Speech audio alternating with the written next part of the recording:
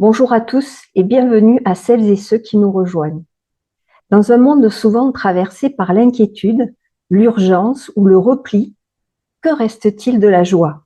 Pas celle des injonctions ou des apparences, mais cette joie intérieure, profonde, discrète, parfois blessée, parfois vivante, qui nous relie au sensible, à la créativité, à notre humanité. Aujourd'hui, j'ai le grand plaisir d'accueillir Sandra Meunier, art-thérapeute, créatrice des formations N'Étoile et Terre de Joie.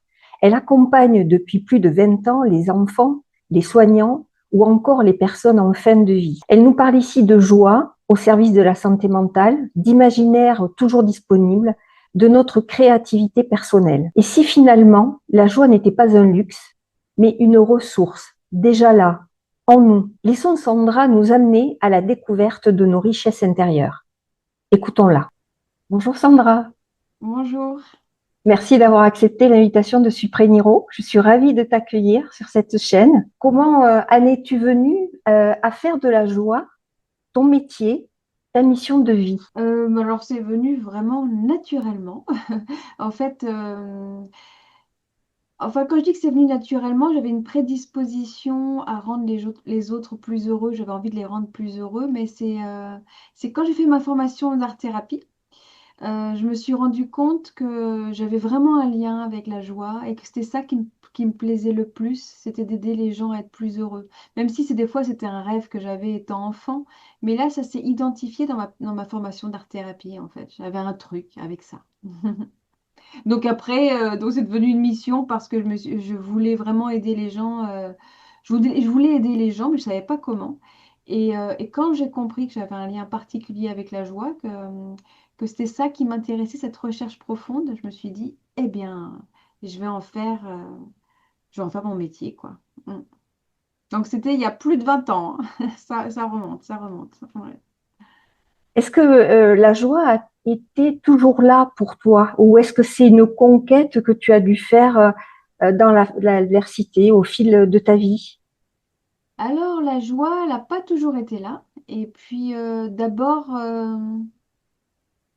j'avais vraiment une grande sensibilité quand j'étais enfant et ceux qui souffraient, ceux qui n'allaient pas bien, ça me touchait beaucoup.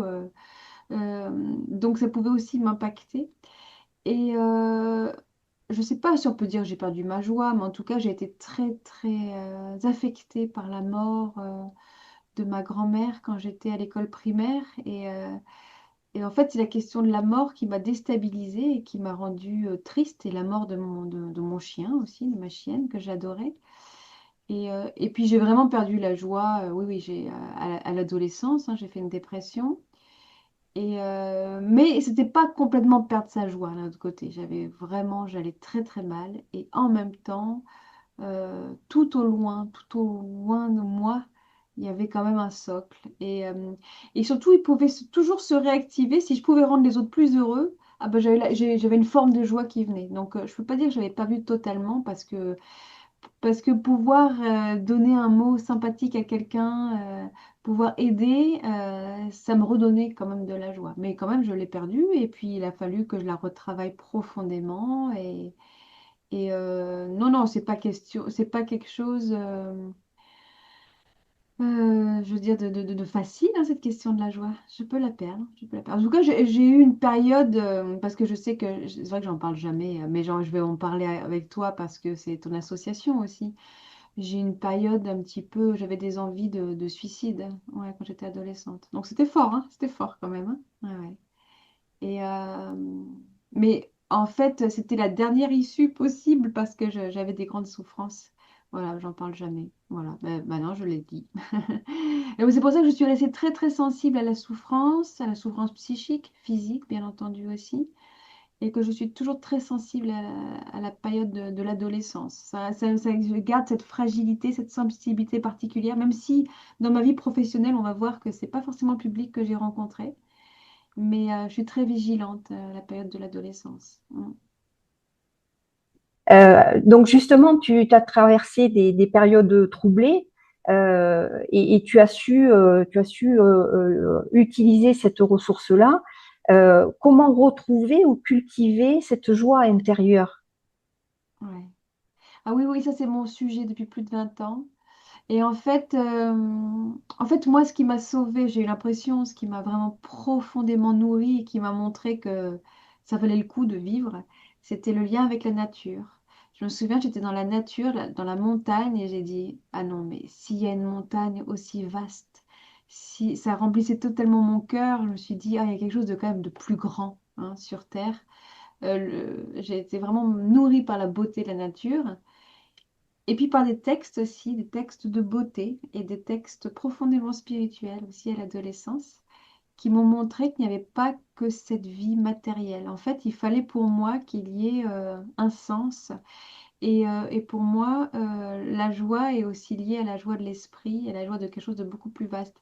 Je ne peux pas parler de joie si je ne parle pas de transcendance, en fait. Donc pour moi, la joie, c'est aussi la transcendance. C'est pas que l'horizontalité, puisque ça a commencé d'une manière difficile dans ma vie, puisque je suis un enfant, je suis née en couveuse, donc j'ai été séparée de ma mère le premier mois de ma vie, mais séparée totalement, hein, de mes parents d'ailleurs. Donc j'ai pas eu de contact physique. Donc c'est une grande sensibilité que j'ai. Et du coup, bah, il fallait bien que je trouve la joie, il fallait bien que je trouve une issue. Et l'issue, bah, c'était quelque chose de plus vaste. Donc c'était la verticalité. Donc je suis quand même très portée sur la joie verticale. Mm. Alors, tu nous dis que à la fois, ce sont les autres qui nourrissent cet élan de joie à l'intérieur de toi, mais aussi cette connexion à quelque chose de plus grand, à la nature. Donc, il y a un lien transversal entre des éléments, entre ces éléments. Euh, Tu parles d'un chemin de vigilance qui amène à la joie. Peux-tu nous expliquer ce que ça signifie concrètement? Ah oui, en fait, il y aurait la joie, état de grâce qui nous tombe dessus d'un seul coup, comme ça, on est en joie. Et puis après, il y a la joie chemin, c'est plus de celle-ci dont je parle, hein. Je parle de la joie qui n'est pas une joie excitation, une joie paix, une joie tranquillité, la vraie joie pour moi. Et alors quand je dis un chemin de vigilance, c'est que pour rester dans la joie, ou en tout cas pour essayer de la maintenir, maintenir un certain état, oui, une vigilance, vigilance des pensées, vigilance des émotions. C'est-à-dire que si je sens que ouais, j'ai des pensées qui peuvent m'amener dans une nostalgie, qui peuvent m'amener dans une tristesse, voilà, j'essaie de la contrer et voilà, de faire en sorte qu'elle s'éloigne. Elle n'est pas utile en fait. Donc c'est pour ça que je parle de vigilance. Et quand quelque chose ne va pas dans ma vie, c'est comment euh, je l'ai dans l'horizon, on va dire, mais il n'y a pas que ça. Et j'ai appris à me dissocier, en fait. C'est-à-dire que je ne suis pas que la souffrance, je ne suis pas que cette tristesse, je ne suis pas que ce corps. Donc, en fait, c'est pour ça que je parle de vigilance. C'est-à-dire que si je n'étais pas vigilante, je me laisserais happer par mes émotions, je serais beaucoup plus réactive, beaucoup plus émotionnelle. Et je sais par expérience que être en joie, c'est quitter aussi le monde des émotions, parce que je ne parle pas de la joie émotion, je parle de la joie état. Donc vigilance à à tous mes états d'âme en fait, à tous mes états d'être, mais tous mes états d'âme, et comment euh, je fais un chemin sans arrêt à l'intérieur de moi pour savoir ce qui m'appartient, ce qui m'appartient pas en fait. Je crois que c'est ça la joie. Et d'ailleurs, j'ai vraiment une phrase que j'adore. On va voir, parce que j'ai pas de mémoire, mais en même temps, je l'adore, hein. Je vais essayer de la dire. Elle est très connue d'ailleurs, hein. Elle n'est pas de moi, c'est de Marc Aurèle. Donnez-moi le courage de changer ce que je peux changer, la sérénité d'accepter de ce que je peux pas changer et la sagesse d'en voir la différence. Et avec ça comme socle, ça nous montre la liberté qu'on a, enfin, le libre arbitre en tout cas, par rapport aux événements. Et la joie pour moi, c'est d'accepter de lâcher ce que je peux pas que tout contrôler. Comme il y a des événements, je n'ai aucune prise, donc je lâche. Et puis il y en a d'autres, au contraire, il faut que je batte un peu plus. Et puis là, je pense que j'ai un endroit où je peux être plus en joie. Donc c'est pour ça que je parle de vigilance, parce que en fait, faut pas croire que j'ai une vie où tout va bien. Non, non, non, c'est un chemin où à chaque fois, j'essaie d'être en harmonie, en équilibre, quoi. Alors, dans ta description, j'entends un profond regard sur toi-même, sur tes ressentis, sur ce que tu vis, avec une projection sur le monde extérieur. Et cette part d'imaginaire, tu dis que c'est à la fois notre plus grande puissance et notre plus grande démon, quelquefois. Euh, Est-ce que tu peux nous dire comment on peut apprendre à vivre avec ça? Ah bah oui, bah c'est-à-dire que l'imaginaire, c'est vrai que c'est notre plus grande puissance, mais il faut savoir que on pense, on peut penser très facilement, enfin en tout cas enfant, qu'il y a des démons, hein, sous un lit. Donc si on a cette faculté à avoir vivre des terreurs quand on est enfant, on peut aussi avoir la faculté de créer des mondes merveilleux et de trouver la paix, puisque c'est la même fonction, c'est la question de l'imaginaire. Alors c'est comment effectivement on va diriger notre imaginaire, on va diriger nos intentions, et c'est vraiment notre plus grande puissance, ah ouais. Mm. Bah, en tout cas, moi j'ai l'habitude euh, de me nourrir de beauté et de belles intentions. Donc c'est ça aussi l'imaginaire, c'est l'imaginaire associé au réel, hein. C'est pour ça qu'après, enfin, je sais qu'on va en parler, j'ai créé Terre de joie, mais c'est en lien aussi avec le réel. C'est comme ça c'est le réel. Oui, je le vois, c'est comme ça. Mais ma capacité d'utiliser l'imaginaire, c'est aussi d'être créatif avec c'est comme ça, mais il y a plusieurs chemins qui se présentent à moi et quel est le chemin que je vais choisir? Et là, bah, c'est aussi utiliser l'imaginaire, c'est utiliser son pouvoir créateur en fait. Voilà. Et cette joie que tu dis que nous possédons à l'intérieur de nous, finalement, elle pourrait être sabotée par cet imaginaire quelquefois. Et bien sûr, ça peut être saboté, bah, surtout si on pense qu'on n'est que cette tristesse ou on n'est que cet endroit de l'être. Alors là, d'un seul coup, on va commencer à nourrir des idées noires. Mais alors après, c'est sans fin. Et cet imaginaire de aussi, par exemple, je sais pas, on peut se sentir et on peut être victime dans sa vie. Mais attention à l'imaginaire de la victime. Et après, on va nourrir. Et en fait, c'est nourrir toutes ces identifications, en fait. Si on pense qu'on est... souvent dans mes stages, surtout à la recherche de la joie, parce que je donne des stages à la recherche de la joie, je lis un magnifique texte sur la désidentification. Et si par exemple on pense qu'on est hyperactif, qu'on pense qu'on est ceci, on pense qu'on est cela, alors c'est peut-être vrai, mais à partir du moment où on pense qu'on est tellement cela, eh ben, on va nourrir tout un imaginaire autour de ça. Oui, mais moi je suis très sensible, oui, alors ceci, cela, ça peut être vrai, mais alors, attention à tout l'imaginaire on va se créer autour de notre personnalité. C'est ça que je dis en fait. Donc là, ça nous emmène à nous saboter. Parce que si on pense qu'on n'est que la victime de ceci ou qu'on n'est que la tristesse de cela et qu'on brode autour de ça, bah, c'est dangereux et on peut vraiment se saboter. Et oui, oui, l'imaginaire, d'abord, on est aussi responsable de nos imaginaires et de ce qu'on regarde, hein. Est-ce qu'on va regarder un film d'horreur ou un film qui va nous inspirer la beauté et la paix? Attention! Et c'est Eckhart Tolle, j'aime beaucoup quand il dit ça, il disait arrêtez de nourrir votre corps de souffrance. Mais c'est clair, arrêtez de nourrir ce corps. Donc c'est bien notre imaginaire aussi, le corps de souffrance. Peut-être qu'on peut nourrir des espaces beaucoup plus lumineux. En tout cas, c'est ma quête personnelle et c'est devenu un métier, c'est vrai. En tout cas, ce que tu évoques là, c'est quelque chose de très fort parce que moi, je t'ai vu en conférence, j'ai eu la joie de pouvoir te faire intervenir au sein de l'association Supréniro. Et il y a un passage qui m'a particulièrement touchée, c'est celui d'une vieille dame qui s'est autorisée à danser ou à chanter alors qu'elle s'était fait comme ligne de fin de vie de ne plus pouvoir ni danser, ni chanter, ni être heureuse finalement.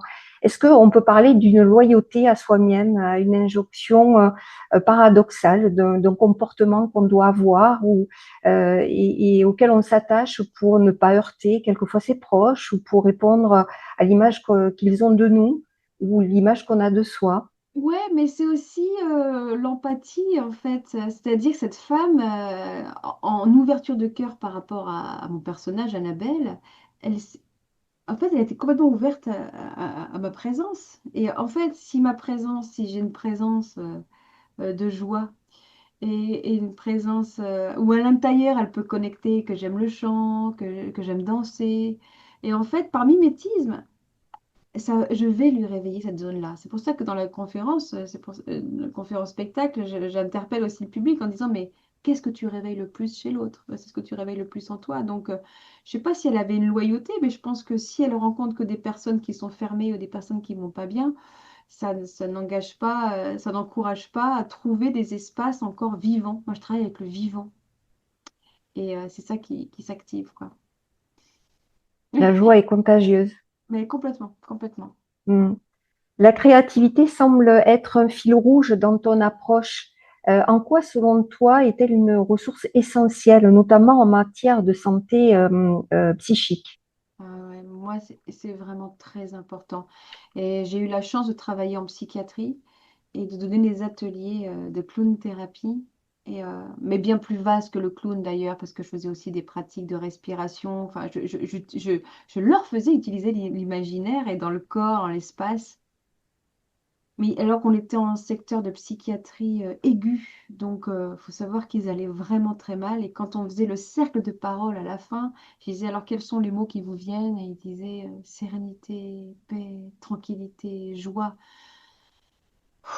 Et après, j'en disais au service, je disais mais ils ont d'autres ateliers créatifs comme ça? Et non, j'étais le seul. J'ai dit mais si on veut qu'ils aillent mieux, mais donnons-leur des ateliers créatifs. La créativité, c'est vrai que ça nous permet de nous sentir vivants, ça nous fait rencontrer l'autre, ça nous fait rencontrer nous aussi différemment. Enfin, j'encourage vraiment, oui, bien sûr, la créativité. Si vous vous sentez malheureux, regardez dans votre entourage où est-ce que vous pouvez aller faire des activités créatives. Et c'est parce qu'on va travailler avec le vivant en nous, quoi. Mm. C'est très important la créativité. Quand tu suggères cela, tu dois entendre des réponses du type, mais moi, je ne suis pas artiste, je ne sais ni chanter, ni peindre, ni danser. Euh, Qu'est-ce que tu réponds? Mais oui, mais le plus important, c'est pas d'être un artiste. Le plus important, c'est d'être heureux déjà, et c'est d'être créateur de sa vie. Parce qu'il y a des artistes, il faut savoir, il faut arrêter avec le mythe de l'artiste. Et je sais qu'il y a beaucoup de gens qui se créent un mythe, puis on suit les artistes. Il faut savoir que les artistes, souvent, sont malheureux quand même, hein. Et ils sont heureux sur scène ou heureux dans leur création et après malheureux. Donc moi, ce que j'encourage les gens, à non pas fantasmer l'artiste, mais à mettre de la créativité et de l'art dans leur vie. Donc, soyez créateur de votre propre vie. Voilà l'encouragement. C'est pas soyez un artiste pour être un artiste. On s'en moque. Enfin, de toute façon, c'est encore une identification. Mais je sais qu'en ce moment, enfin, j'ai pu rencontrer des personnes qui disent oui, mais est-ce que je suis artiste, pas artiste? Ouais, j'ai envie de dire, mais on s'en moque. C'est puisqu'on est tout à l'intérieur de nous-mêmes. Hein, moi, je suis artiste, c'est certain, mais j'ai un côté aussi très rigoureux où là, je mets en place des formations, par exemple. Donc là, c'est moins l'artiste qui parle, c'est plus la formatrice, par exemple. Mais après, je peux aussi être, je sais pas, je peux être plein de choses. Enfin, je suis multiple. Et par contre, ce qui est certain, c'est que je suis créative, je suis artiste de ma propre vie. Ah ouais. Et ça, c'est ce que je voulais réussir. Je veux pas être la meilleure sur scène. Je veux pas être la meilleure déjà, mais je veux réussir ma vie. Donc, c'est harmoniser tous les espaces de ma vie et la partie artiste aussi. Ouais, il y a une notice intéressante à découvrir sur ce sens-là, faire sa vie, découvrir qui on est. Euh, pour certaines personnes, ça reste virtuel, ça reste des pensées philosophiques. Quand on est plongé dans son quotidien, quand on est submergé par les informations qui sont malheureusement très anxiogènes ou quelquefois très douloureuses, violentes, est-ce qu'on a le choix de s'élever par rapport à ces situations-là, ou est-ce qu'on est condamné à subir ces états-là? Alors moi, je dirais qu'on a le choix, mais bien sûr qu'on a le choix. Oh, je fais toujours quand même des différences, hein. D'abord, il y a un texte que j'adore lire aussi quand je donne des formations. C'est un texte qui dit que 90% de... Quand on vit une expérience, il y a 10% par exemple d'épreuves et 90% c'est la manière dont on vit cette épreuve.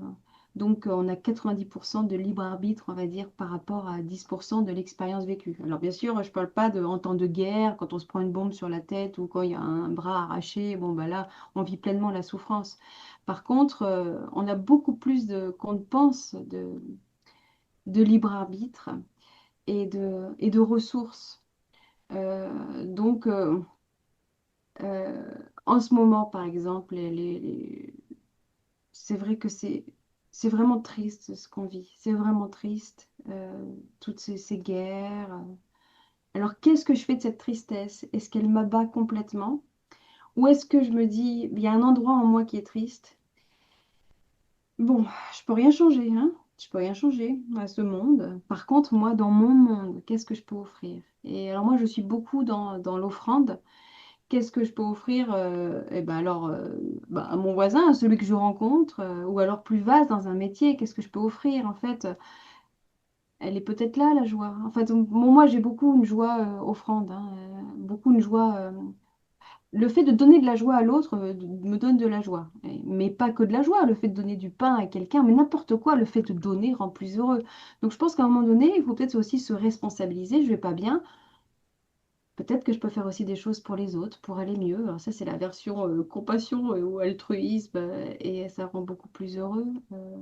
Alors, en tout cas, ce qui est certain, c'est que je pense qu'en ce moment, il faut une vigilance, mais ce qui nous est demandé, c'est être dans, c'est sûrement d'aller jusqu'au bout de, de nos rêves, jusqu'au bout de, vous voyez, de la pensée la plus élevée. Quelle est la pensée la plus élevée? Et puis après, la réaliser. Réalisons nos rêves. C'est pas parce qu'il se passe la guerre qu'il y a des moments tragiques dans la vie qu'on ne doit pas réaliser un rêve. Je pense que, et c'est ça, rehausser le niveau qui nous est demandé en ce moment, eh ben rehaussons, allez, donnons, et puis voilà, faisons le monde qu'on vibre en fait. On se plaint toujours du monde qu'on vit, mais, mais tu es responsable du monde que tu fais vibrer, alors vibre-le et monte en énergie, quoi. Je sais bien que c'est facile à dire, hein, mais même pour moi, c'est pas facile, hein, mais où est-ce que je peux avoir prise et qu'est-ce que je peux donner en fait? Peut-être que c'est ça la réflexion pour monter en énergie, hein. Alors moi, j'entends avec grand plaisir cette capacité à développer sa joie intérieure, à être dans son monde. Euh, Quand il est question de rayonner cette joie intérieure autour de soi, à quel déclic, à quel signal faible tu t'autorises à pouvoir exprimer cette joie face à quelqu'un que tu ne connais pas, ou dans les transports, ou dans les conférences où tu vas, quel est le degré où tu t'autorises à aller? Est-ce il pourrait y avoir de l'indécence quelquefois ou de la violence à imposer un état de joie à quelqu'un qui n'est pas prêt encore à la recevoir? Quel est le déclic qui fait que tu sais que ça va passer? Très importante ta réflexion parce que plein de fois, je me demande toujours comment je vais appeler mes conférences et en même temps, à chaque fois, je me dis, ah non, mais joie, c'est beaucoup trop fort, les gens vont pas venir, ils vont sentir que, mais je peux pas l'atteindre, cette joie. Mais je parle pas de la joie excitation. Pour moi, la joie, c'est être là, c'est être tranquille, mais un tel socle. Cette joie, on peut l'offrir à tous, en fait. Hein? C'est la joie excitation. Oh, moi, je vais bien, là, là, là, là. Puis, de seul coup, l'autre, il pourrait dire, bah, t'as de la chance d'aller bien, mais moi, je vais pas bien. Donc, je suis pas dans cette joie-là quand je vais voir quelqu'un, même dans le métro, je sais pas que les gens vont pas bien, mais je vais essayer de ouais, de prendre un regard, de sourire, ou alors simplement en intention des fois, parce que je vois bien qu'il y a plein de gens qui vont pas bien. Alors surtout alors, dans les métros parisiens, c'est quelque chose, hein. Et alors, je peux fermer les yeux et puis voilà, je lui envoie une intention. Moi, j'adore faire ça. Et j'ai dit, il y a quelqu'un qui est là pour toi, moi je suis là, je te vois. Ou alors, je sais bien, ça peut paraître un petit peu fou ce que je fais, mais je peux envoyer de la lumière à la personne en disant, voilà, tu reçois un bain de lumière pour pas qu'elle se sente seule. Mais je vais pas avoir une joie forcément démonstrative. Alors par contre, là, on voit, hein, je suis démonstrative en couleur. Non, j'habite souvent en couleur. Mais ça, c'est parce que, voilà, on parle d'imaginaire, on parle de nourriture. Moi, j'ai besoin de la couleur et je vais sentir le matin de quelle couleur j'ai besoin. Enfin, c'est une vraie nourriture pour moi, la couleur. Donc, je vais essayer quand je... Bah, ce matin, tout à l'heure, là, je suis allée faire mes courses, c'est vraiment quelque chose de classique. Et la personne, elle m'a dit, mais qu'est-ce que vous êtes lumineuse et entre nous, elle m'a fait un rabais parce que j'étais lumineuse. Et j'ai dit, mais non, mais c'est vous aussi, vous êtes lumineuse. Elle fait, ah non, mais à chaque fois que je vous vois, voilà. Mais si chacun, on pouvait faire ça, offrir un sourire, alors moi, c'est vrai que c'est un peu extravagant, mais c'est surtout, je pense, une présence, une façon de regarder l'autre. Euh, donc ça, bah ouais, ça me semble important en fait. Je sais pas si ça répond à ta question. Oui, ça répond complètement. Et puis, ça peut donner des pistes pour ceux qui cherchent des bénéfices à la joie. Si on peut obtenir des rabais aux caisses des Ah supermarchés, c'est toujours oui, bon à prendre. Moi, oui, j'ai oui. une question par rapport à ces intentions, ces formes pensées que tu envoies sur des personnes que tu ne connais pas, qui sont à Ouais. proximité de toi. Tu envoies des intentions. Est-ce qu'il y a un micro-signal qui te fait comprendre que la personne le reçoit? Est-ce que tu vois un changement, un regard euh, Qu'est-ce que j'aimerais bien? Qu'est-ce que j'aimerais bien? Je ne sais pas s'ils reçoivent, mais je me dis que si chacun en avait un regard comme ça de bienveillance et pour l'autre, waouh, les métros seraient vraiment différents. Donc, je ne sais pas si elle reçoit. Mais je sais que c'est Richard Gere, un comédien américain, il disait qu'il avait cette pratique, et je trouve ça très très beau, une pratique bouddhiste. Il est bouddhiste, lui. Et à chaque fois qu'il croise quelqu'un, quand il marche, en intention, il dit, je te souhaite d'être heureux, je te souhaite d'être heureux. Voilà, quand il marche. Oh, je trouve ça très très beau. Donc finalement, je ne sais pas s'il y a des bénéfices, mais oh, il doit bien y en avoir. Mais je fais ça surtout quand des gens, je les vois vraiment déprimés. Et j'essaie en tout cas de regarder les gens dans les yeux aussi, parce que ça se fait pas beaucoup. Et voilà, un petit sourire, regarder vraiment les gens dans les yeux. Et même, par exemple, si je donne pas forcément toujours de l'argent auprès des SDF, je le regarde vraiment et j'essaye de sourire. Mais bon, il n'y a pas de règle. Une fois, il y en a un qui m'a regardé, il fait, il n'y a pas du tout cru que je puisse le sourire et il m'a envoyé mes balader. Et là, j'ai pris vraiment des claques. Je me dis, ben voilà, il faut que j'accepte. Voilà, on peut donner et puis aussi on peut recevoir le contraire de ce qu'on donne, ben, c'est comme ça. Mais ça, j'ai vécu ça aussi à l'hôpital, mais en tout cas, c'est très important cette question dont tu me parles parce que je me souviens qu'une fois, il y a une aide-soignante qui vient à la maison, c'est encore intime dans ma vie personnelle, et elle vient parce que mon père est très malade, donc elle vient et elle savait le métier que je faisais. Alors elle me dit, Sandra, je peux vous poser une question? Je dis, oui, bien sûr. Est-ce que j'hésite toujours un peu à sourire quand je viens voir les gens qui sont à la maison pour les soigner de graves maladies. Est-ce que je peux sourire? Est-ce que je peux donner de la joie? Et je me suis dit, mais c'est incroyable qu'on se pose ce genre de questions. J'ai dit, mais bien sûr, parce que il vaudrait mieux quoi? Qu'il y ait une personne qui arrive habillée tout en noir et qui soit triste en disant, oui, bonjour, je viens voir votre mari dans la chambre, ou bonjour. Je suis là pour vous aujourd'hui. Je peux aller le voir? Non, mais rien à voir au niveau de l'énergie. La joie est une puissance, mais c'est pas une joie indécente. C'est la joie. Voilà, je viens vous sourire et je suis tellement heureuse d'aller le voir. C'est la joie don, la joie partage. La joie est inclusive. Moi, je parle pas d'une joie qui ne serait pas consciente des périphéries de la souffrance. La vraie joie pour moi, c'est la joie compassion. C'est la joie qui est avec la souffrance. Donc, ah bah, il vaut mieux arriver en sourire. Et j'ai dit, ah oui, non, non, mais surtout continue à sourire. Surtout que ma mère, juste avant, m'avait dit, oh, qu'est-ce qu'elle, tu verras, elle est jolie comme tout, elle arrive et oh, ça fait du bien. Alors, j'ai dit, alors oui. Et maintenant, je le dis aux soignants. Alors, mettez-vous en beauté, mettez-vous un peu des boucles d'oreilles, mais souriez, sentez bon, mettez du parfum. Oui, c'est une joie à tous les niveaux. Voilà, la joie sans mots. que tu décris.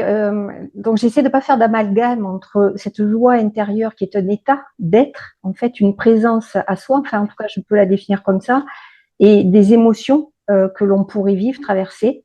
Ouais. Euh, je me demande quelle est la part, en fait, de l'éducation de l'être humain, ces enfants qui respirent les émotions à fleur de peau, la colère, la tristesse, la joie, l'excitation, et à qui bien souvent on dit mais doucement, tais-toi, ne fais pas de bruit, ne dérange pas, voilà. Et effectivement, on en parlera peut-être tout à l'heure avec Terre de joie, mais il y a peut-être tout un paradigme éducatif à revisiter, peut-être à explorer pour réapprendre aux adultes que nous sommes devenus à retrouver notre part d'enfant à l'intérieur de nous. Ah bah oui, ah bah oui. Et c'est toujours la définition que je donne de la sagesse hein, d'un grand enseignant spirituel qui s'appelle Swami Prajnapada et qui disait le sage a la maturité du vieillard et l'émerveillement de l'enfant. Donc la pire des choses qui puissent nous arriver, c'est qu'on perde notre émerveillement et qu'on perde donc du coup ce lien avec l'enfant. Alors l'enfant intérieur, hein, enfin, je veux dire l'enfant symbolique. Hein. Parce que parfois on pourrait dire, oui, mais moi, enfant, j'étais pas heureux. Ah oui, oui, mais Parce qu'à un moment donné, il y a eu cassure. Parce que normalement, l'état d'enfant, c'est l'état du présent. C'est ouais, je découvre une fleur. Oh, la fleur. Oh, la vache. Oh, le champ de blé. Enfin, c'est de l'émerveillement perpétuel, hein. Et c'est ça qu'il faut qu'on conserve, en fait. Et c'est pour ça que j'en ai fait aussi un métier et que par l'émerveillement et par l'utilisation de l'imaginaire, comme ça, l'émerveillement, on va ressortir une personne de sa souffrance. Parce que peut-être qu'à un moment donné, elle voit l'obscurité, mais et si on lui sortait une plume, une belle plume, mais regarde vraiment la plume. Moi, j'avais une jolie plume bleue comme ça. Et cette plume bleue, elle vient d'un monde extraordinaire où tout est bleu. Et d'un seul coup, la personne, elle va être curieuse, elle va dire, ah bon, il y a un monde bleu, et puis redécouvrir, et puis ce bleu, et puis cette plume. Enfin bref. Ah, bah parfois, il faut repasser par l'émerveillement, oui. Et c'est le socle de la joie, l'émerveillement, ouais. Alors, je te suis un petit peu sur les réseaux et quelquefois, je vois passer des commentaires, enfin des messages de ta part sur la difficulté que tu pourrais avoir à transmettre ton travail, ton message sur la joie. Et la question que je me pose, c'est est-ce que c'est indécent de parler de joie dans notre monde aujourd'hui? Eh ben, je me pose toujours la question, mais en tout cas, ça fait des années que ça paraît indécent. Mais en tout cas, non, il faut savoir une chose, c'est que c'est la France quand même.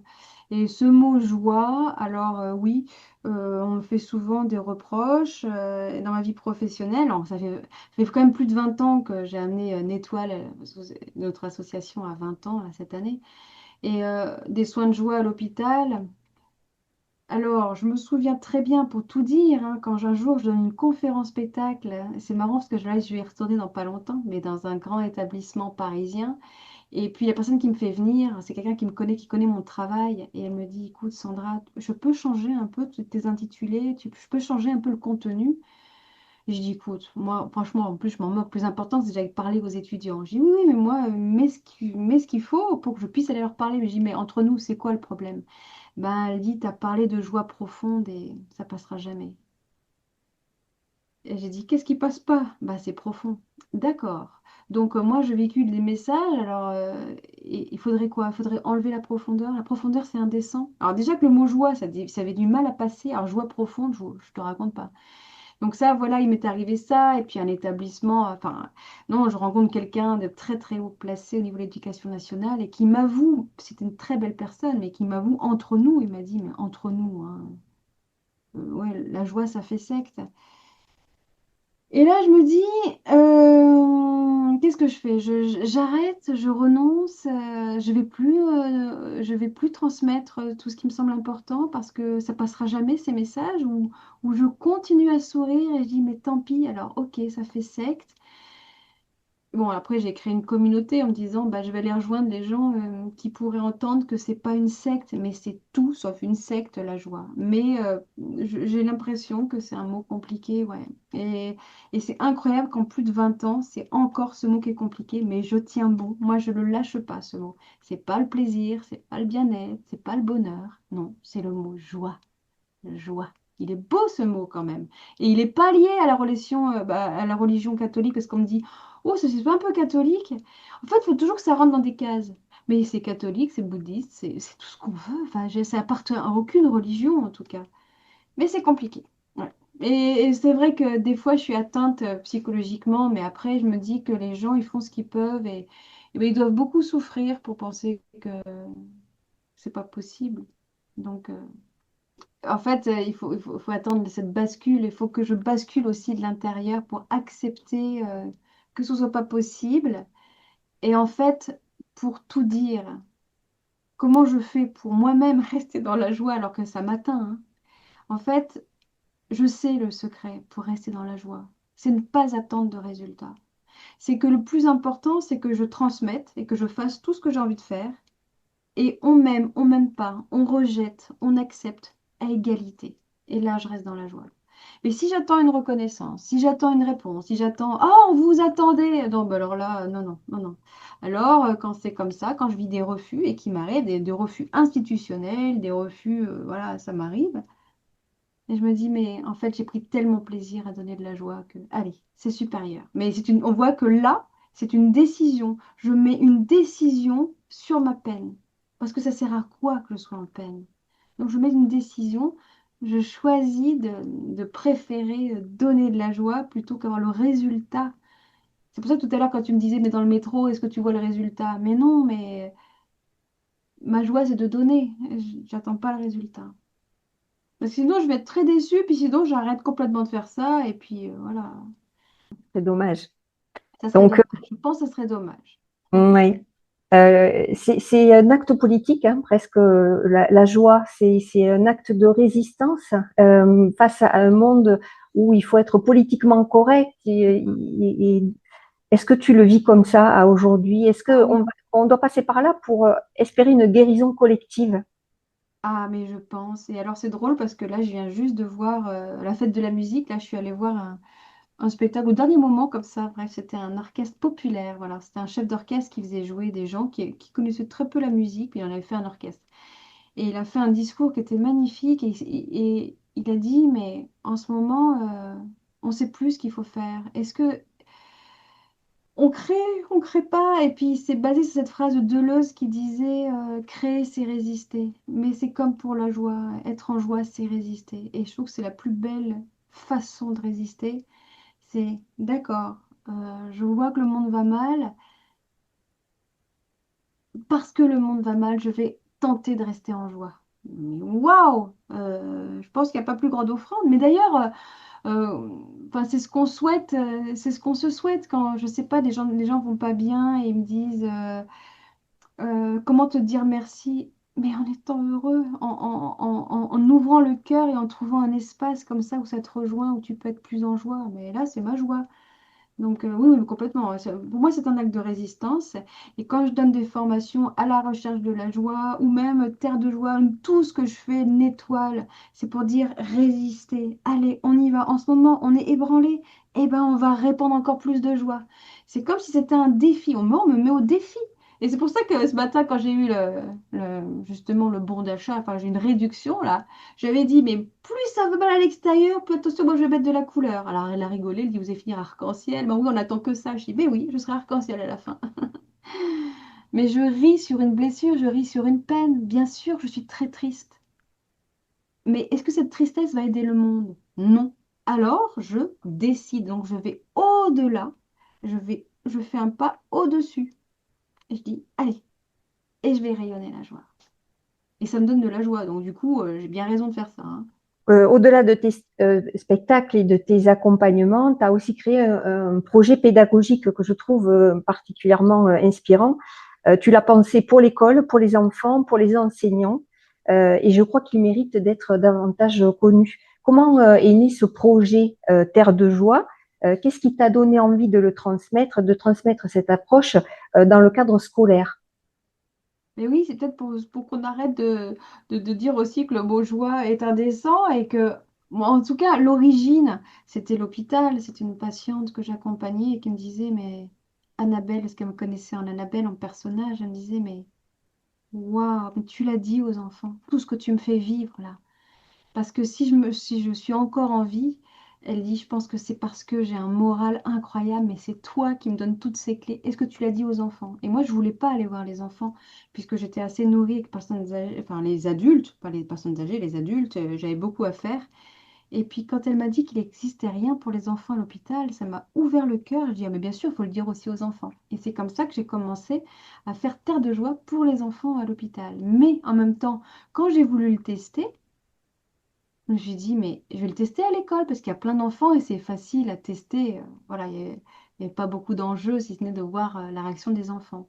Quand j'ai vu ce qui s'est passé collectivement, je me suis dit, waouh, là, ça, ce dispositif, il est pour tous les enfants.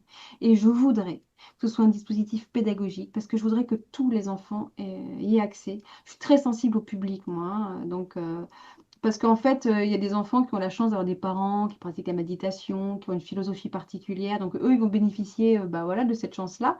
Et puis les autres, alors, ceux qui subissent la violence, ceux qui sont maltraités, ben non, il faut aller voir tous les enfants. Et j'ai pensé que ce serait plus utile si c'était un dispositif pédagogique. Donc, c'est pour ça que c'est édité chez Nathan Scolaire. On peut le trouver en ligne. Bien sûr, on peut le trouver en achat, mais pas forcément. On peut le trouver par exemple à la Fnac, mais Fnac sur Internet, mais pas dans les grands magasins parce que c'est un dispositif scolaire. Par contre, on peut toujours se le procurer. Et puis là, voilà, les enseignants ont commencé à jouer à ça et je voulais vraiment aider les enfants. Et ça, c'est nourri de toute mon expérience à l'hôpital. Je me suis dit, mais si je connecte les personnes qui vont bientôt mourir à la joie, ou les personnes qui ont le cancer, alors leur dire, mais il y a de la joie en vous, il faut le dire aux enfants qu'il y a un socle. Et pour moi, on parle beaucoup de santé mentale en ce moment, mais au lieu d'être dans la répression ou dans les systèmes, bien sûr, on fouille les sacs, ceci, cela, oui, c'est très bien, mais faisons de la prévention. Et la plus grande prévention, c'est aider les enfants dès le plus jeune âge à identifier qu'ils ont un socle de joie en eux et que c'est l'utilisation de leur imaginaire qui permet d'avoir accès à ce socle de joie. Donc, il y a 84 expériences. Donc, c'était issu de tout ce que j'ai vécu aussi à l'hôpital. J'ai repris des expériences, j'en ai inventé d'autres, j'ai transposé au monde de l'enfance. Et j'ai mis vraiment des années avant de le réaliser. Et, euh, et puis là, quel bonheur de voir que ça se diffuse. Alors, c'est vrai que c'est pas assez connu. Pourquoi c'est pas assez connu? Parce qu'à chaque fois que je cherche à passer sur je sais pas, les grandes ondes, France Inter, la télé, à chaque fois on me dit toujours, ah non, non, mais c'est pas le moment là. Alors il y a eu le Covid, il y a eu là, il y a la guerre, après il y a les élections présidentielles. En fait, je me suis rendu compte que la joie, c'est jamais le moment. Alors que pour moi, c'est la chose la plus essentielle à transmettre. L'éducation à la joie, c'est pas un plus, hein. C'est un socle, c'est un essentiel. Et si on avait éduqué tous les enfants à la joie paix, parce que c'est la joie paix dont je parle, la joie de paix, dans un système coopératif, parce que Terre de Joie, c'est un système coopératif, à l'écoute des compétences psychosociales. Donc, c'est quoi? C'est l'empathie, c'est prendre soin des émotions des uns des autres, c'est les identifier, c'est prendre soin du collectif, prendre soin de soi, prendre soin de soi. Ben, si on habituait vraiment tous les enfants à ça, on n'aurait pas du tout le monde actuel. Donc on veut sans arrêt changer de monde, mais on ne change pas le système éducatif. Donc bah, c'est mon cheval de bataille, mais en même temps en essayant d'être heureuse et pas attendre trop de résultats non plus, mais en l'offrant au monde et en disant aux enseignants, allez-y, jouez à Terre de Joie. Et puis donc, tout à l'heure, comme je te racontais, que j'ai rencontré un haut responsable d'éducation nationale qui m'a dit que la joie, ça faisait secte. Quand il m'a dit ça, ça m'a vraiment abattue, hein. Là, j'ai été très triste, hein. Je me suis dit, oh là là, on n'est pas sorti là. Et c'est comme ça que j'ai décidé de créer une communauté pour une terre de joie, parce que je me suis dit, mais est-ce que j'ai pas un rêve plus grand en fait? C'est quoi mon rêve le plus grand? Bah, c'est que ça se diffuse un peu plus, mais il faut aider en fait les gens à diffuser. J'ai dit, bah, je vais donner des formations et puis je vais aider des gens à devenir facilitateurs certifiés de Terre de Joie. Et puis à leur tour, ils iront jouer à Terre de Joie dans les écoles. Et c'est comme ça que ça a commencé. Donc ça, c'était en 2022. Donc là, l'association, elle a vraiment grandi. Et mon grand cadeau, tu veux que je te dise, mon grand cadeau, c'est que il y a Terre de Joie, c'est joué dans 13 endroits différents. Alors que moi, je l'avais imaginé avant tout à l'école et pourquoi pas à l'hôpital pour les enfants. Mais ça s'est joué en EHPAD. Ça s'est joué en intergénérationnel, les enfants qui jouent avec les anciens. Ça s'est joué pour les personnes qui étaient isolées chez elles. Ça s'est joué bien sûr en famille, en accompagnement thérapeutique, auprès des migrants. Et d'un seul coup, je vois que, bah oui, ça grandit. Et ça, c'est ma grande joie. Donc, je suis vraiment très, très heureuse de ça, mais et c'est pas fini. C'est que le début de cette aventure, parce que là, comme en ce moment, ça va pas bien, j'ai encore envie d'aller encore plus loin. Tu peux nous dire concrètement comment ça se décline dans une salle de classe, ton projet pédagogique? Alors, c'est très simple. Moi, je pense que les choses peuvent être vraiment très, très simples et j'encourage aussi les enseignants à l'utiliser de manière simple. Donc, en fait, il y a 4 R. Donc, en élémentaire, hein. Il y a l'ère de la joie absolue, l'ère des rêves subtils, l'ère des émotions délicates et l'ère du silence merveilleux. Voilà, ce sont 4 R. Et les enfants sont invités à aller sur l'île merveilleuse d'Annabelle où il y a ces 4 R. Et donc pour aller ces endroits de l'île, il faut qu'ils tirent dans un sac des galets qui correspondent à une ère. Alors si on tire le galet de l'ère de la joie absolue, par exemple, on va pouvoir tirer une carte parce qu'il y a 21 expériences sur chaque ère et l'enfant, il va tirer une carte. Et donc, c'est toujours le même principe. On dit ding, il y a un instrument de musique, un énergie chime, il va faire ding. Et là, on dit ferme les yeux, respire profondément et prends le temps. l'enseignant va lire l'expérience que l'enfant a tirée. Alors, par exemple, ça peut être, eh ben, plonge dans la couleur qui te fait du bien.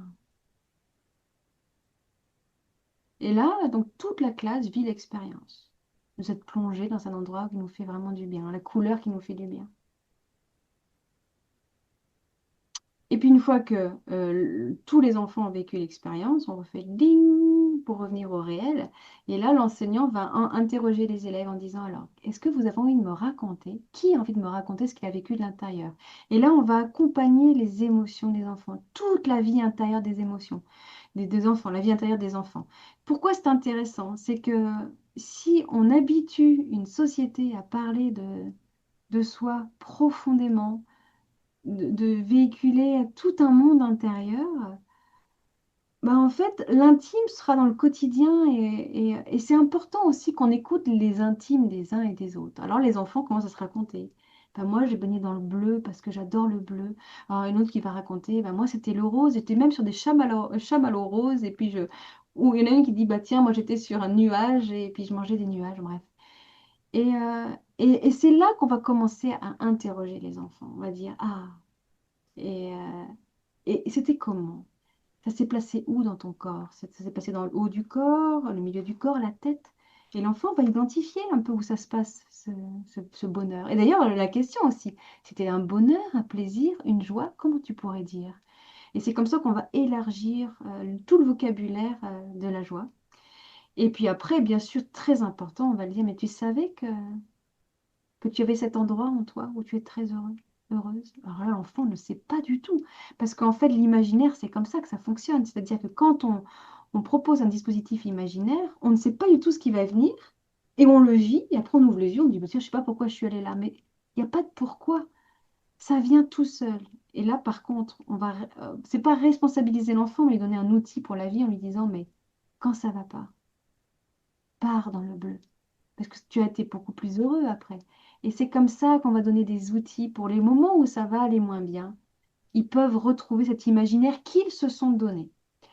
Et pourquoi c'est important aussi d'écouter les imaginaires des enfants, c'est qu'il y a une petite fille une fois qui m'a dit, moi j'aime bien Terre de joie parce que grâce au jeu, ceux qu'on aimait moins, on les aime plus. Ah bah bien sûr, ça marche comme ça.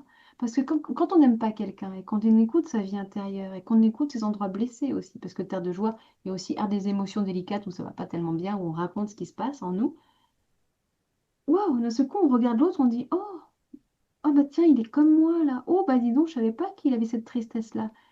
Je savais pas qu'il aimait cet arbre. Ah, je savais pas. Et en fait, ça va ouvrir le cœur et la conscience. Et là, on passe aussi en coopératif, puisque j'invite les enfants aussi à devenir des héros de la joie. Donc, alors chacun leur tour, ils vont inventer des pratiques pour rendre les autres plus heureux dans la classe. Donc, on voit que vraiment le socle, c'est vivre des expériences, identifier ce qui se passe en soi. Et pour l'enseignant, c'est un moyen de donner des enseignements. Alors, et l'enseignement des enseignants bah, vont être tous différents. Il y en a qui vont accentuer en disant, mais tu savais que tu avais ce pouvoir en toi. Il y en a qui vont être sensibles à ça. Puis il y en a qui vont dire, je sais pas moi, ils vont être sensibles à... Tu savais qu'être heureux tous ensemble, c'était important pour toi? Mais oui, parce que plus on partage la joie, plus on est heureux. En fait, l'enseignant, il va partager toutes ces valeurs-là. Et puis, il va donner des vrais enseignements aussi, même au niveau je sais pas moi, de la pratique du français. Enfin, on peut tout traiter en transversal aussi, hein. Que chaque mot a une énergie, chaque mot a un pouvoir. C'est ce que je dis aux enfants. C'est pas pareil de dire le mot lac que de dire le mot mer que de dire le mot rivière. Et on va faire ressentir aux enfants le pouvoir des mots, pas que, parce que les mots ont des pouvoirs. Donc les enfants, mais ils vont adorer ça. Et puis les enseignants aussi, parce qu'ils vont se sentir, waouh, ils vont se sentir d'un seul coup ambassadeurs de la joie, j'espère, ambassadeurs d'un monde qui reste à créer par l'utilisation aussi des mots. Quels mots on choisit? Donc tu vois, enfin, je pourrais en parler des heures, hein. J'espère que c'est clair en tout cas.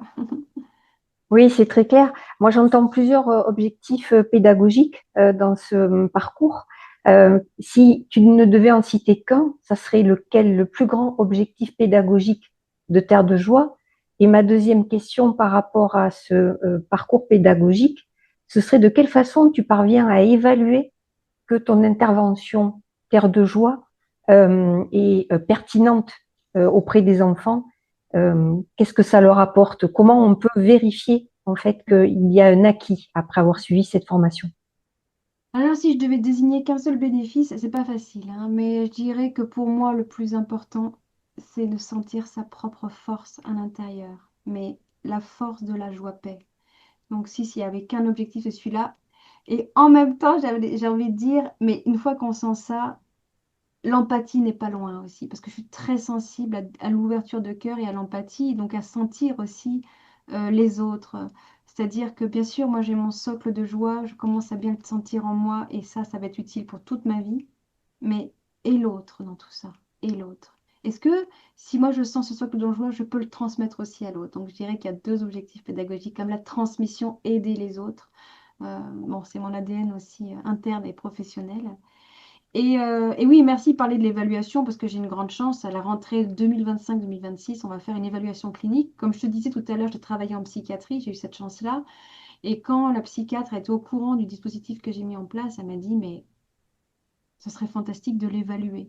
Donc il y a 50 écoles dans toute la France là, qui sont portées volontaires pour évaluer les effets. Et on va mesurer en fait, on a dû choisir aussi, comme toi, tu me disais qu'est-ce qu'on va évaluer. Alors, c'était pas facile.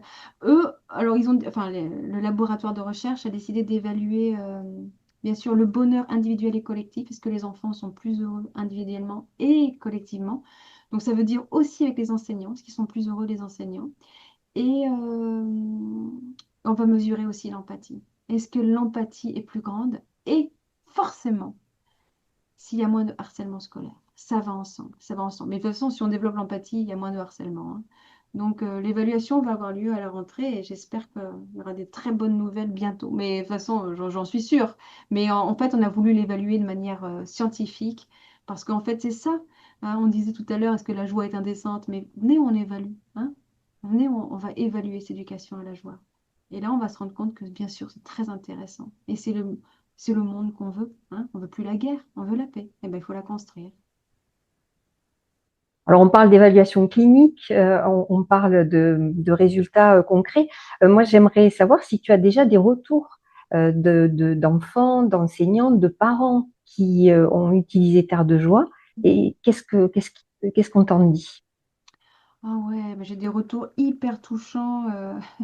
J'ai des retours, oui, alors de parents d'élèves qui, on me l'a raconté ça, et qui disaient, mais c'est incroyable, c'est ma fille qui me donne des ressources pour que j'aille mieux. Ah, mais je trouve ça mais magnifique en disant, mais maman, assieds-toi. Et les enfants sont tellement généreux. Ils disent, tiens, je vais te proposer cette pratique. Donc de ça, je suis vraiment ravie. Et quand les enseignants aussi voient que le climat de classe est vraiment amélioré, ça me fait vraiment très plaisir. Et quand ils identifient, on me l'a raconté, qu'après, je ne sais pas, un enfant qui allait pas bien, ils ont entendu dire, ils ont entendu qu'il y a des élèves qui sont allés le voir en disant, mais tu sais, Annabelle, elle te dit, tu peux mettre ta tristesse dans un ballon, tu l'envoies dans le ciel, et tu fais revenir une image de joie. Waouh. Alors quand on me raconte ça, moi je suis bouleversée. Parce que je me dis, ah ouais, non, non, mais les enfants sont généreux, ils ont l'élan de contribution, hein. C'est Marshall Rosenberg, qui est le père de la CNV, qui parlait de l'élan de contribution. Les enfants ont un élan de contribution naturel. Ça veut dire quoi? Ça veut dire que chacun, quand on est enfant, on voudrait que les autres soient plus heureux, hein. On voudrait contribuer à un monde meilleur. Ça, c'est notre base, mais ça a été mesuré scientifiquement, hein. C'est notre nature profonde. Notre nature profonde, c'est ça. Après, pour X raisons, des blessures, des colères, des ceci, des cela, on commence à être, pour certains, moins sympathique. Mais est-ce qu'on pourrait nourrir comme ça l'élan de contribution des enfants? Bah, Terre de joie, quand on me raconte ça, qu'après les enfants ouais, s'entraident, je trouve ça magnifique. Et puis oui, j'ai beaucoup de retours aussi des parents qui l'utilisent le soir avant pour l'endormissement de leurs enfants, qui me disent, oh là là, j'ai accès au monde intérieur de mon enfant, mais c'est merveilleux. Oui, donc j'ai de très bons retours.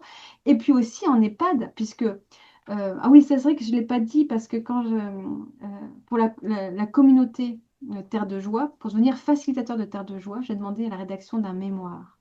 Et pour moi, c'est important parce que les mémoires, c'est pour mémoire, justement, qu'on n'oublie pas. et de voir aussi quels sont les effets. Et là, mais je suis juste bouleversée, hein. Et notamment, il y a une personne, on me racontait que c'était en maison de retraite, ça va te toucher ça. C'est quelqu'un, un résident de maison de retraite qui avait fait une tentative de suicide. Et on joue à Terre de Joie. Et l'animatrice a dit, non, non, mais moi, je voudrais bien qu'il y ait tout le monde, et cette personne aussi qui est dans sa chambre, je voudrais qu'on aille le chercher. Elles vont le chercher. Il joue à Terre de Joie. Elle m'a dit, celle qui a animé Terre de Joie, elle m'a dit, mais il avait plein de trucs à dire. Il était dans la joie. Puis à la fin du dispositif, à la fin de la séance, il a dit, mais qu'est-ce que je suis heureux. J'ai vraiment beaucoup aimé jouer à Terre de Joie. Waouh! Et quand j'entends ça, je me dis, ça me fait réfléchir aussi. De quoi on les nourrit en EHPAD? Et je porte vraiment, je n'accuse personne, hein. Parce que je pense aussi qu'il faut aider les animateurs, et pas que les animateurs, hein, aussi aider le personnel soignant, mais avoir une réflexion globale de quoi on les nourrit, les personnes âgées. Alors, pour info, quand même, au Japon, on appelle ça des porte-bonheur spirituels, les personnes âgées. Des porte-bonheur spirituels. On les nourrit de quoi au niveau d'une profondeur, d'une beauté, de la joie. Et donc là, quand j'entends ça, quand je lis ça, les mémoires que je lis sont bouleversants, hein, vraiment. Je suis émue aux larmes en me disant, mais c'est pas possible qu'ils arrivent à faire ça, les facilitateurs. Eh bien oui. Mais ça se réveille la joie. Mais ça se propose donc dans les EHPAD, dans les hôpitaux, mais partout. On a besoin aussi euh, d'être aidé ouais, pour retrouver la joie quand on la perd. Mais elle est pas belle cette histoire? Incroyable cette personne âgée. Bah oui. Donc j'ai de très bons retours. Ouais. Alors, quelqu'un qui voudrait pratiquer, qui voudrait apprendre, comment est-ce que c'est possible de se former à cette approche? Par qui? Comment? Alors oui, alors c'est vrai que la communauté grandit de plus en plus. Je demande quand même certains prérequis. Bon, après, c'est un échange avec la personne. Elle peut me contacter tout simplement via mes sites internet. Elle demande à faire la formation pour une Terre de Joie et devenir facilitateur certifié de Terre de Joie. Alors, où vraiment on devient facilitateur, facilitatrice pour après rayonner la joie et la diffuser. Ou alors, tout simplement, si on n'est pas obligé non plus de faire une formation, heureusement, ça existe sans ça, hein. C'est-à-dire, si on veut utiliser Terre de Joie, il suffit d'acheter Terre de Joie, hein, puisque ça existe sur les sites internet à distance, et chez Nathan notamment. Et puis on joue à ça en famille, à ça chez soi. Et puis voilà. Et puis les enseignants aussi, hein, ils peuvent l'utiliser, les enseignants, sans passer par une formation. Après, la formation, c'est juste un bonus. C'est que j'avais peut-être sous-estimé un endroit. C'est que moi, comme je suis art-thérapeute, je sais accompagner. La formation, elle va aider les gens à accompagner, en fait. Voilà. Donc, il y a même des enseignants qui font la formation parce qu'ils se disent, ah, je vais encore mieux accompagner les enfants. Voilà. Mais rien n'est obligatoire. On peut utiliser Terre de Joie comme ça. Et si on veut vraiment le rayonner et vraiment l'utiliser au mieux, bah, on peut venir faire une formation avec moi. Alors, imaginons une structure éducative Oui. qui souhaiterait enfin, qui nous écoute aujourd'hui et qui souhaite découvrir Terre de Joie. Par quoi est-ce qu'elle doit commencer? Alors, une structure éducative, tu penses à quoi? Tu penses à une école? Tu penses à... Oui, par exemple, absolument. Oh ben, tout simplement, alors bah quoi, c'est une décision d'enseignant, et ben, tout simplement, ils vont acheter Terre de Joie, ils font chez Nathan.fr, ils font Terre de Joie, alors qu'il y a élémentaire ou maternelle, mais maternelle, malheureusement, voilà, c'est un peu sur la fin, donc il peut en tout cas toucher à voir élémentaire. Et oui, il peut commencer comme ça, mais utiliser Terre de Joie. Et n'ayez pas la croyance que c'est difficile. Parce que j'ai tellement vu des enseignants qui m'ont dit on l'a acheté, on n'a pas osé l'utiliser. En fait, le livret pédagogique est hyper bien fait. Et les vidéos qu'on trouve aussi sur mon site internet Terre de Joie, c'est très bien fait, c'est pas compliqué. Et puis faites confiance en une chose, les enfants. Les enfants, ils y vont. Ils y vont. Et ils ont besoin de cet espace de liberté. Ils ont besoin aussi d'avoir des plages comme ça où ils utilisent leur imaginaire, où ils se sentent libres. Mais vous allez voir, le livret pédagogique est très très bien. Donc on commence comme ça. Et puis après, si vraiment euh, on veut encore plus aider, dans une structure pédagogique, et ben on va, je sais pas, de la structure pédagogique vient se former chez moi, il va former toute son équipe après, par exemple. Ça peut être bien aussi ça. Faut déjà avoir Mais l'intention. Est-ce que j'ai envie d'éduquer les enfants à cette joie intérieure, la joie paix? ça se présente comment? Ça se présente sous forme de coffret? Ce sont des Ouais, cartes à jouer? Tu je en as regarde peut-être si à nous montrer? ouais, je regarde si j'en ai pas un. Par exemple, combien de temps dure une session de jeu? Alors Ouais. attends, je vais agrandir. Ouais. Là, on le voit à l'envers, mais voilà. Voilà. Donc là, bon, il faut le mettre à l'endroit, mais donc terre de joie. C'était à Alors en l'endroit. fait, c'est ça qui est fantastique, c'est que les enseignants sont créatifs, hein. Alors, si vraiment on veut jouer à tout, on peut faire une fois par mois, par exemple, vraiment le bonheur total, on peut jouer pendant 3 quarts d'heure. Mais sinon, ce sont des activités rituelles. Donc on peut commencer la journée par une expérience de joie, ou la clore, ou alors les retours de cantine. J'ai entièrement confiance dans les enseignants. Et ce que j'aime bien aussi, ce qu'on m'a appris, ce qu'on m'a dit des enseignants, euh, c'est que parfois, d'abord, ils peuvent créer, enfin, ils ont créé en tout cas un espace de liberté et de joie. Dans la classe, il y a des coussins et les enfants peuvent jouer à terre de joie en étant autonomes, pour dire, hein. Et sinon, voilà, ils jouent à terre de joie bah, quand ils le veulent. Et ce qui me fait très plaisir, c'est qu'il y a des enseignants qui me disent, j'ai senti la classe agitée, je dis, bon, les enfants, on va dans l'ère des émotions délicates, parce qu'une classe agitée, c'est qu'il y a des émotions qui sont sous-jacentes aussi parfois. Et donc, ou parfois les élèves disent, on peut aller sur l'ère des émotions délicates. Et moi, quelle autonomie par rapport aux émotions. On sent qu'on va pas bien collectivement. Allez, on va tous ensemble sur Terre de Joie. Et là, l'enseignant, il tire une carte au hasard et on vit l'expérience collectivement et individuellement. Mm. Alors, il n'y a pas d'âge pour continuer à y jouer et à participer, mais à partir de quel âge on peut commencer à comprendre le sens du jeu? Alors, on l'a mis à partir de 5 ans quand même. Alors, je sais qu'il y en a qui commencent un peu plus tôt. Bon, 4 ans, c'est vraiment tôt quand même. Mais allez, alors 5 ans, 6 ans, ça c'est sûr. Et puis après, voilà, après on peut monter. Il y a la période adolescente hein, qui n'est pas idéale hein, pour jouer à Terre de Joie. Et enfin, je dis ça, mais, mais encore, je vois qu'il y a des enseignants de collège qui m'écrivent en me disant, ah non, non, moi j'ai pris quelques cartes et ça marche très bien. Donc, bon, après, il faut vraiment les identifier. Mais en tout cas, c'est ça la prévention, hein. On parle beaucoup de santé mentale, mais pourquoi on nourrit pas ces espaces de joie, de créativité? Parce que si tu veux, tout à l'heure, tu sais, toutes les questions que tu m'as posées, bah ça, c'est dans Terre de joie. Parce que tu me disais, quelle est la place de l'imaginaire? Quelle est la place de la créativité? Bah, Terre de joie, c'est la créativité, l'imaginaire autour de pratiques méditatives. Donc en fait, il y a tout, il y a toute la vie intérieure, mais on rend l'enfant créatif, mais vraiment objet. Enfin, il va être, oui, il va être créateur de sa propre vie. Et puis, il va voir aussi que rendre les autres plus heureux, ça donne une joie. Et alors, un enfant qui a identifié que rendre les autres plus heureux, ça donne beaucoup de joie, on peut imaginer que ça peut avoir des effets dans sa vie et qu'après, il n'ait jamais oublié ça, cette joie. Donc, ça fait boule de neige. Est-ce que tu veux ajouter autre chose par rapport à Terre de Joie? Est-ce qu'il y a des sujets qu'on n'a pas évoqués sur ce dispositif? Euh, ben qu'en fait, pour moi, c'était une prédisposition, en tout cas, aux pratiques méditatives, parce qu'après, il y a des enseignants qui me disent souvent, oui, on écoute, et tant mieux, hein. Écoutez Petit Bambou, c'est une super application, moi j'adore Petit Bambou, et il y a aussi les pratiques de la grenouille, euh, calme et attentive comme une grenouille, voilà, ce sont des dispositifs qui existent. Ce que je voulais en plus, moi, c'était les rendre créatifs et qu'ils inventent aussi des pratiques méditatives. Parce que, en fait, un enfant peut ça, mais un adulte aussi d'ailleurs, hein, mais voilà. Mais ce que je voulais rajouter, c'est que je voulais inviter les enfants à la pratique méditative. Mais avant d'y aller directement, leur donner le goût du silence. Donc, c'est pour ça que, au fur et à mesure de l'année, on va être de plus en plus dans le silence. Et ça se transmet. L'amour du silence eh ben, ça se transmet. Et notamment par une expérience, mais peut-être que je te l'ai fait vivre sur scène, je sais plus.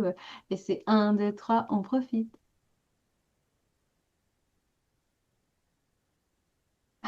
Voilà. Et là, on arrête le temps et on va étirer le temps. Je sais pas s'il avait fait en conférence spectacle, mais ça, c'est un des grands secrets de la joie. La joie n'existe pas sans la conscience de la joie et sans l'arrêt du temps. Donc en fait, Terre de joie, c'est c'est habituer les enfants à arrêter le temps. Parce que nous, adultes, on va le sentir, on fait, oh là là, ça passe vite le temps. Ah, avant, c'était mieux, tout ça. Mais est-ce que tu avais arrêté le temps déjà? Donc, d'arrêter le temps, et de ralentir, d'arrêter le temps, eh ben, c'est ça le grand socle vers la joie. Donc, c'est ça que j'avais envie de rajouter par rapport à Terre de Joie, c'est donner la place au merveilleux, donner le goût du silence et bien sûr l'ouverture du cœur parce que c'est prendre soin de ma joie et de la joie des autres. Donc, c'est une vue complète et soyons altruistes et soyons ensemble en plus de joie, ouais. Mm. Merci Sandra. Un dernier mot pour les soignants, les artistes, les porteurs de lumière qui se sentent parfois épuisés. Qu'est-ce que tu leur dirais? Je leur dirais mais aussi d'arrêter le temps, quoi. Et il y a des petites pratiques simples, j'encourage les lectures de ce magnifique enseignant spirituel que j'aime tellement, Thich Nhat Hanh. Donc, nourrissez-vous de beauté. En fait, si vous n'allez pas bien, vous êtes vraiment responsable de votre corps de souffrance. Et donc, qui dit corps de souffrance, dit aussi corps de joie. Donc, regardez des choses qui vous font du bien. Vous n'allez pas bien en ce moment, c'est un peu difficile, mais prenez soin de vous, des petites pauses, des petites pauses. Alors, si vous avez la chance de pouvoir sortir, eh ben, allez près d'un arbre dans la nature. Mais en fait, parfois, on n'a même pas cette chance-là. Donc, de fermer les yeux, d'avoir des pratiques méditatives qui vous nourrissent. Regardez, mettez sur YouTube, pratiques de méditation. Il y en a plein maintenant, c'est tellement courant. Et puis, sinon, souriez-vous à vous-même. C'est pas mal aussi, ça. Mais encore une fois, c'est d'arrêter le temps. Se sourire à soi et puis, identifiez ce qui vous donne vraiment de la joie. Donc, mettez la musique, les chansons qui vous donnent de la joie. Il est là votre libre arbitre. On peut pas changer grand-chose dans la vie. Par contre, on peut décider ce qu'on écoute. On peut décider de ce qu'on regarde. Alors, regardez un film que vous adorez.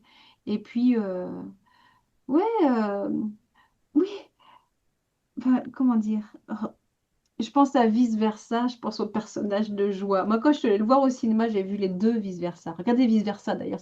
Ah bah, Vice-Versa, c'est super comme dessin animé, qui explique l'effondrement psychique. C'est complètement ça. Vice-Versa 1, il est fantastique. Et quand je suis allée voir Vice-Versa 2 au cinéma, donc il y a le personnage de la Joie, mais rien que de la voir, j'étais là. Oh merci la Joie, t'es toujours là, ça, tu existes. Eh ben ouais. Tu existes, la joie, tu es toujours là.